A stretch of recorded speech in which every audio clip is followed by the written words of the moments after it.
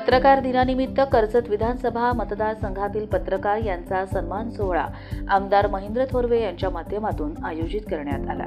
कर्जत येथील बाळासाहेब भवन या जनसंपर्क कार्यालय आमदार महेंद्र थोरवे यांच्या माध्यमातून कर्जत आणि खालापूर तालुक्यातील पत्रकारांना निमंत्रण देण्यात आले।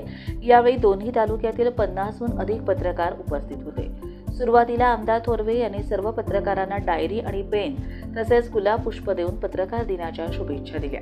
त्याप्रसंगी आमदार थोरवे यांच्यासह रायगड जिल्हा परिषदेचे माजी उपाध्यक्ष भाई शिंदे, कर्जत पंचायत समिती माजी उपसभापती मनोहर थोरवे, शिवसेना कर्जत तालुका सचिव अंकुश दाभणे आणि युवक कार्यकर्ते भास्कर देसले आदी उपस्थित होते।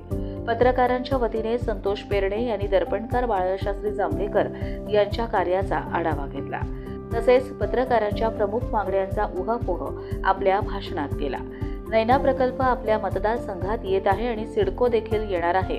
त्या ठिकाणी आरक्षित भूखंडावर पत्रकारांच्या घरांचा विषय मार्गी लावण्याचा आपला प्रयत्न असून राज्य सरकारकडे तशी मागणी करणार असल्याचे जाहीर केले। त्या पत्रकारांच्या आरोग्य आणि सुरक्षा विषयक प्रश्नांवर विधिमंडळात आवाज उठवला जाईल असे आश्वासन आमदार महेंद्र थोरवे यांनी दिले।